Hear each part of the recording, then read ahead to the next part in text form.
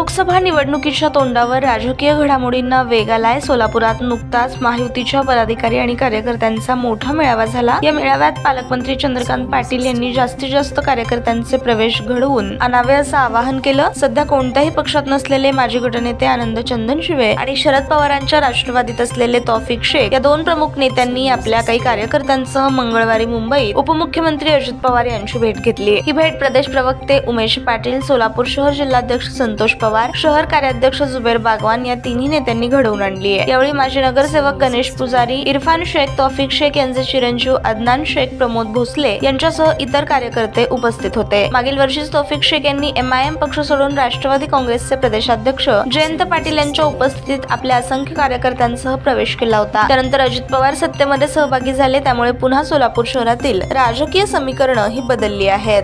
ताज्या बातम्या पाहण्यासाठी प्राईम मीडिया न्यूज चॅनलला सबस्क्राईब करा आणि बेल आयकॉन प्रेस करा।